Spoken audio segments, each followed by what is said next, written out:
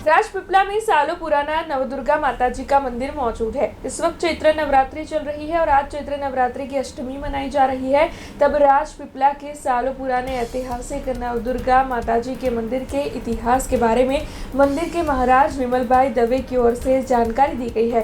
साथ ही उनकी ओर से चैत्र नवरात्रि पर मंदिर में कौन कौन से विशेष आयोजन, कौन कौन से विशेष धार्मिक आयोजन करवाए जा रहे हैं, इस बारे में भी ज्यादा जानकारी देते हुए प्रतिक्रिया दी गई है। तब आइए सुनते हैं मंदिर के महाराज विमल भाई दवे क्या कह रहे हैं। જે રીતના વર્ષો જૂનું મંદિર છે નવદુર્ગાનું જીતનગર ખાતે, અહીંયા નવચંડી પણ થાય છે. શું કહેશો?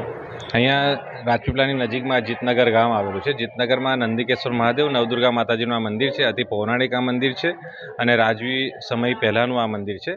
અહીંયા ખૂબ આજુબાજુના લોકોની વસ્તી અહીંયા આગળ ખૂબ એની શ્રદ્ધા રહેલી છે. અહીંયા આગળ દૂર દૂરથી ભક્તો અહીંયા નવરાત્રિમાં, શિવરાત્રિમાં, શ્રાવણ માસમાં દર્શન માટે આવે છે. અવિરત અહીંયા ભક્તોનો અહીંયા આગળ પ્રવાહ રહેતો હોય છે. અને આ ખાસ હમણાં ચૈત્ર નવરાત્રિ ચાલે છે. ચૈત્ર નવરાત્રિમાં આજે અષ્ટમીનો દિવસ છે અને આજના દિવસે બધા ભક્તો અહીંયા ખાલી દર્શન કરવા માટે ખૂબ આવે છે. અહીંયા આગળ મહત્વ છે. અહીંયા નવચંડી, અતિરુદ્ર યજ્ઞ, સત્ચંડી યજ્ઞ, આવા બધા ભવ્ય યજ્ઞો થતા રહે છે.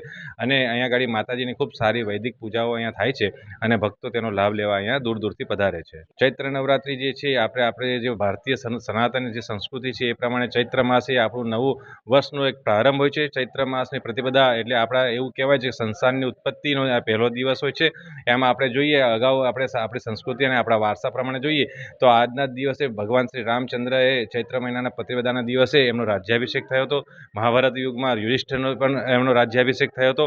અને આ ચૈત્ર નવરાત્રિના પહેલા દિવસથી આપણો જે છે સંવત્સર, આપણો વિક્રમ સંવત છે એનો પણ પ્રારંભ થાય છે. નવા વર્ષનો આપણો પ્રારંભ થાય છે. એટલે આપણા સનાતન ધર્મ પ્રમાણે આ ચૈત્ર માસ એ પ્રથમ માસ કહેવાય અને મધુમાસ કહેવાય. આ વાસંતી નવરાત્રિ જે છે આ વસંત ઋતુમાં, અને આ વાસંતી નવરાત્રિ એ શક્તિ સ્વરૂપ અને શક્તિની આરાધના માટેનો આ નવરાત્રિનો ખૂબ સારો મહિમા છે.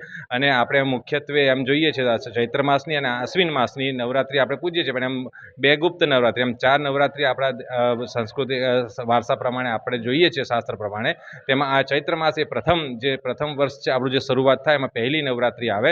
અને ચૈત્ર માસ એ શક્તિ સ્વરૂપનું પૂજન છે. એટલે ચૈત્ર માસનું એક ખૂબ મહત્વ રહેલું છે. અને ચૈત્ર માસ આખા માસ દરમિયાન આપણે આ માતાજીની શક્તિની આરાધના આપણે કરતા હોય છે. અને આ ચૈત્ર નવરાત્રિમાં 9 દિવસ આપણે ખૂબ સારી રીતે મા દુર્ગાની પૂજા આરાધના આપણે કરતા હોય છે. અને તેમાં જીતનગર ખાતે ખૂબ સારા એવા ધાર્મિક કાર્યક્રમો, નવચંડી યજ્ઞ, ચંડીપાઠ, અહીંયા દરરોજ જ ચંડીપાઠના ખૂબ સારા એવા કર્મો થાય છે, પૂજા થાય છે, મહાપૂજા થાય છે, રાજોપચાર પૂજા થાય છે. અને નવમીના દિવસે મહાનૈવેદ્ય માતાજીનું કરવામાં આવે છે. તો આમાં બધા ભક્તો ખૂબ દૂર દૂરથી આવીને દર્શનનો અને પૂજાનો લાભ લે છે. हमसे जुड़े रहने के लिए हमारे YouTube चैनल को सब्सक्राइब करें और नई वीडियो की नोटिफिकेशन के लिए बेल आइकॉन को दबाएं।